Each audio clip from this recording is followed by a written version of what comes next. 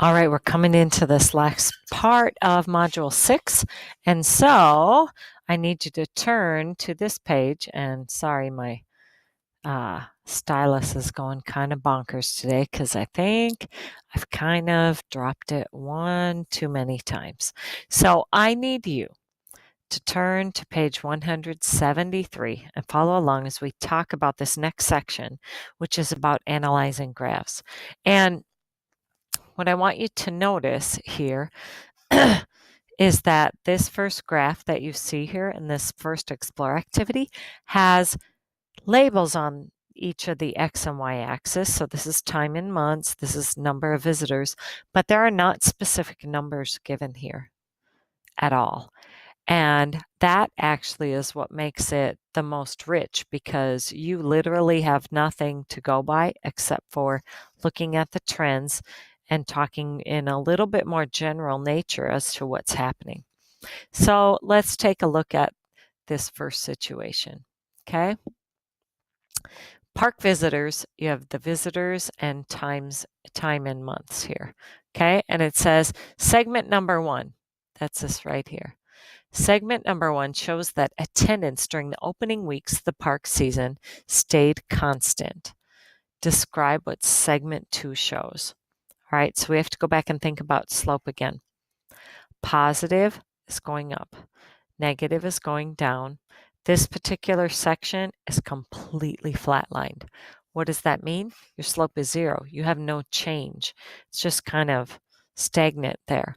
Okay, so what does that mean? That means that during the opening weeks, that first part was pretty flat. And now let me get this other stuff out of the way. But now in question number 1, it's saying, all right, section number 2, let's talk about that one, where the attendance during the opening weeks in segment 2 is different from segment 1. And what's going on here? And here you can say it's increasing rather sharply. It's pretty dramatic. And again, sorry, my stylus is a little out of whack here, so it might be a little rough to read. All right, then give a possible explanation for the change in attendance represented in segment 2. So if it's just opening here, it's probably in the springtime. And then segment 2, as springtime turns into summer, what's going on there? The sharp increase could be simply because school's out. And family activities, or the parent that is staying home with the kids, or perhaps they're in a summer program of some kind and you've got field trips and things going on, then your attendance is going to increase sharply.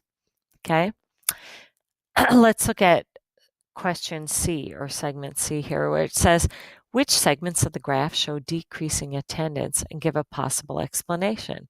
Well, as I look here, 4 and 5 are the ones that are decreasing at this point. And why do you suppose that is? Have any ideas?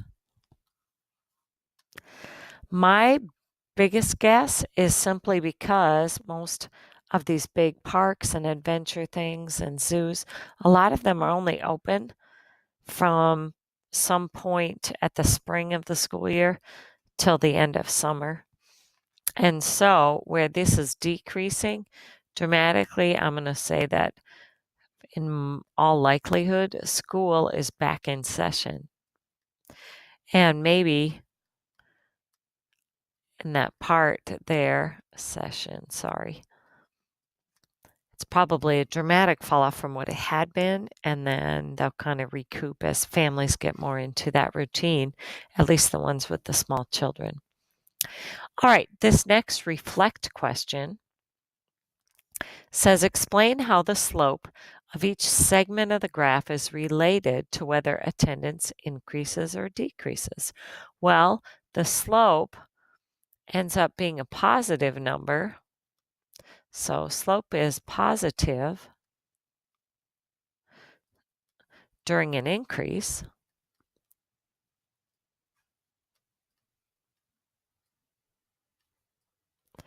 And then on the flip side of that, the slope is negative when your slope, so I got to say your slope is negative during a decrease. So it kind of follows exactly what's happening as you describe it. All right.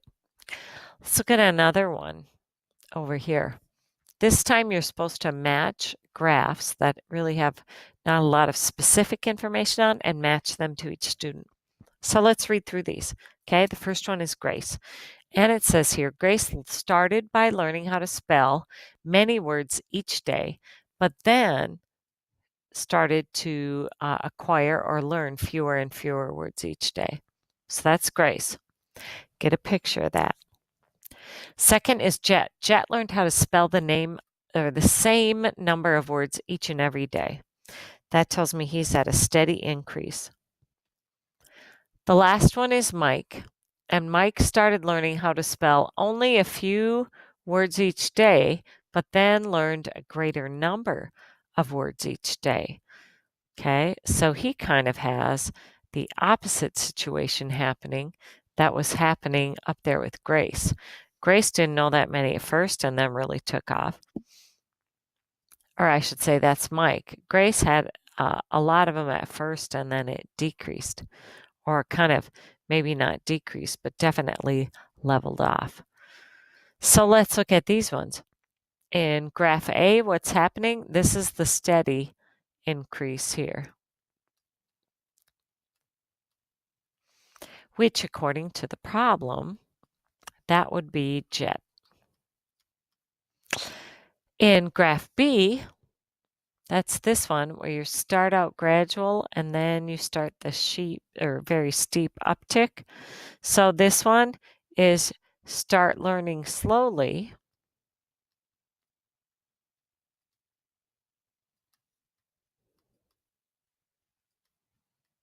and then increase dramatically as time went on. I'm going to say significantly. Perfect. The very last question related to this situation, actually I have two. Describe the progress represented by graph C. So what's happening here? Start out steep and then level off. So because this has to do with spelling, then to describe the process, you would say something like this. Learned, and again, I apologize for my crazy stylus that's kind of making me a whole lot crazy right now. All right, so on this one, learned quickly at first, and then less as time went on.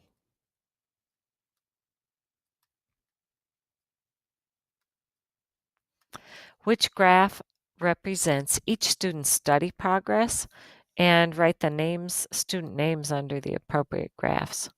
So you just want to match them up. So the steady one, that was Jet. The one that started out slow and then really increased, that sounds like Mike. The one who went all out right away with a lot of biking or spelling words, I should say, and then learned fewer and fewer, that one is Grace.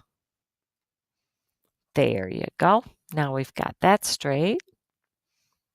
Okay. Determine which graph represents each student's progress. Okay, we did that. What would it mean if one of the graphs slanted downward? We better look at that. This is going up. This one is swooping way up. This one levels out. What would happen if it's going downhill? Oh my goodness. Well, that means you're losing your memory skills. You might have more, what would it mean if one or more of the graphs trended downward?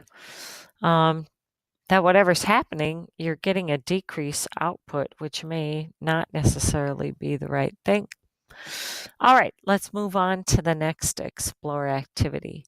Mrs. Sutton provides free, what? Free math training to her students every day after school. Now, nobody comes the first few weeks. Okay, actually during the first week. Over the next 2 weeks, her use of that tutoring service increases gradually. All right, now my pen is uncontrollably on. So give me a second so I can erase this out of here.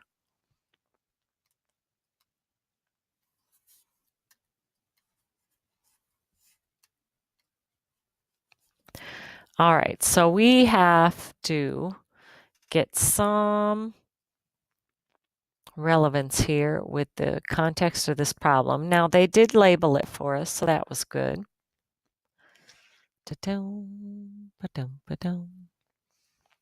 All right. They want us to sketch a graph as to what is going on these first few weeks of school. Okay, so it says free math the first week, and there was no takers, no customers. So from 0 to 1 week, it's going to be totally flat. No one comes to school or to tutoring during the next 2 weeks, or I should say the next 2 weeks, it gradually increases. So to be gradual, you should start to look something like this. Okay? Ignore that other line. I've got to get that erg erased out of here. Okay? Starts out flat and then slowly starts to increase. There we go. All right. For letter B, Mrs. Sutton's students are told that they will have a math test at the end of the fifth week of school. How do you think this will affect the number of students who come to tutoring? Oh, so I'm going to say as we get closer and closer to that test day, we're totally going to increase. Okay, so this will increase the number of students. Closer to the test, number of students. There we go. Now, part C. Now it's going to take it one step beyond. Considering, oh, sorry, this silly thing. Considering your answer to part B, sketch a graph showing the number of students who might use the tutoring services over these first 6 weeks of school. Well, it did say from at the beginning there was none, and then it started to gradually increase. Okay?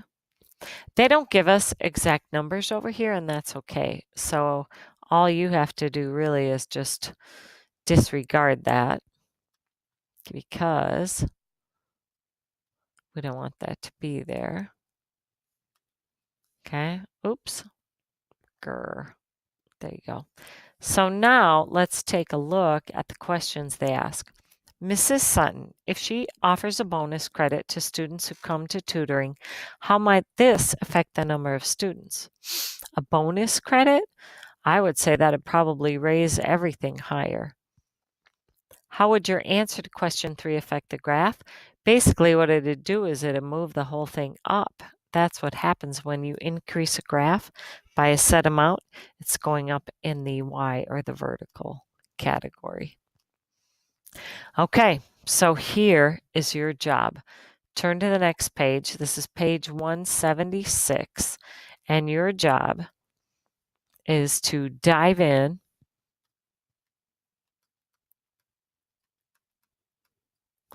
and try to work your way through and solving all these things. And it looks like it is 1 through 17 is my guess. Alrighty? Awesome. There you go. Good luck. And as always, may the force be with you.